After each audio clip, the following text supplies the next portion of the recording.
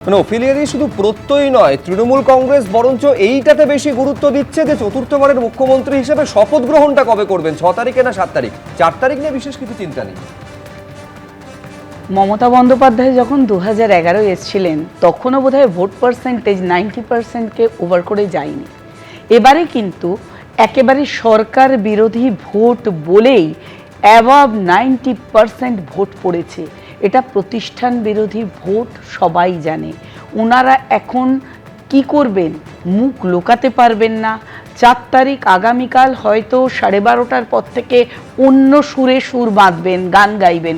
এখনো পর্যন্ত একই গান গাইলেও ফিরহাদ হাকিমের শরীরী ভাষা বা বডি ল্যাঙ্গুয়েজ, মমতা বন্দ্যোপাধ্যায়ের বডি ল্যাঙ্গুয়েজ, এগুলো আপনারা লক্ষ্য করুন, তাহলেই জলবৎ তরলং পরিষ্কার একেবারে ক্রিস্টাল ক্লিয়ার বোঝা যাচ্ছে ওনারা পরাজিত। কেবল সময়ের অপেক্ষা হাতে সার্টিফিকেটটা নিতে। এই যে একটা বিষয় একটু বলি,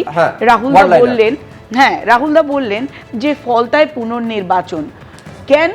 কেন এটা করতে হলো? কারণ ওনাদের ওখানে তার এক্সপ্লেনেশন একেবারে কমিশনের তরফে দেওয়া হয়েছে, অভিযোগ এবং তার সারবত্তা পাওয়ার পর এই সিদ্ধান্ত। দেখো, প্রথমত বলি যে বহরমপুর শহরে রয়েছি এবং এই বহরমপুর শহরে মূলত আমরা যেটার সামনে দাঁড়িয়ে রয়েছি, তুমি দেখতে পাচ্ছ, সন্দীপ দেখাচ্ছে যে এখানে রয়েছে দুটো মাত্র কেন্দ্র, একটা হচ্ছে রেজিনগর, আরেকটা হচ্ছে বহরমপুর। এবং এই যে girls college, Baharampur girls college, তার আরেকটা গেট করা রয়েছে, সেখানে কিন্তু 3টে কেন্দ্র রয়েছে। অর্থাৎ এই 5টা কেন্দ্রের গণনা হবে এই গার্লস কলেজে এবং তাদের প্রত্যেকের জন্য আলাদা আলাদা গেট করা রয়েছে।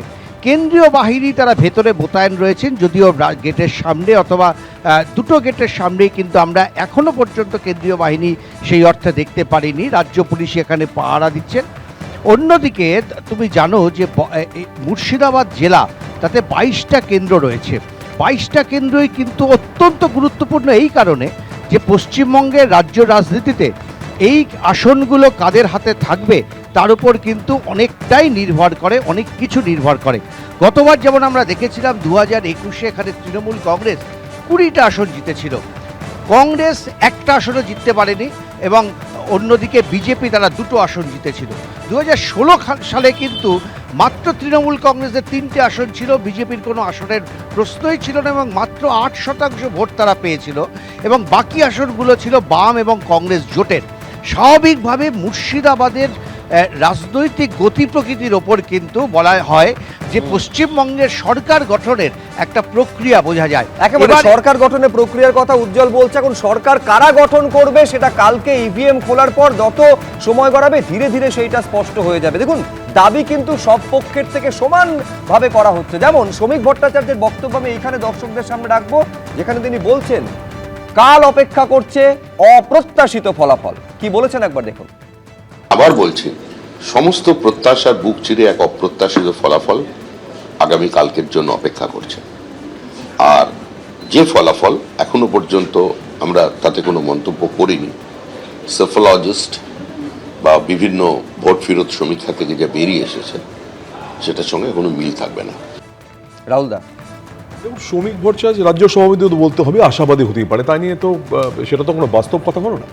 বাস্তব জায়গায় দাঁড়িয়ে মমতা বন্দ্যোপাধ্যায় বা যেভাবে এত বছর ধরে 15 বছর যেভাবে সরকার চালিয়েছেন এবং বাংলার মানুষ বিভিন্ন প্রকল্পের দ্বারা বা মমতা বন্দ্যোপাধ্যায়ের শাসনে বাংলার মানুষ তার জবাবটা কিন্তু ভোটবাসকে দিয়েছেন যে কোনোভাবে হোক।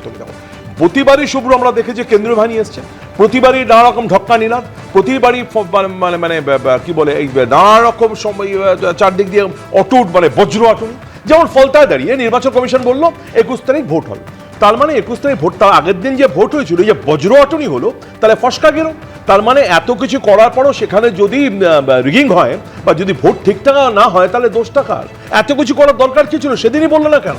1 দিন 2 দিন 3 দিন পরে হঠাৎ করে নির্বাচন কমিশনের মাথায় এলো যে ওটাকে একবার রিপোর্ট করানোর পরেও যে। সুতরাং এদের যে মানে এরা নিজেরাই কনফিউজ, শুধু এরা নিজেরাই জানে না যে কাল কি হতে চলেছে এবং তাই আজকের দিনে আশা করতে পারে, মানুষকে মোটিভেট করতে পারে, কর্মীদের জাগাতে পারে, কিন্তু আসল ফলাফল আগামীকাল বেরোবে এবং মমতা বন্দ্যোপাধ্যায় আগামী দিনে চতুর্থবারের জন্য বাংলার মুখ্যমন্ত্রী হতে চলেছেন, এতে কোনো সন্দেহ নেই শুভ্র।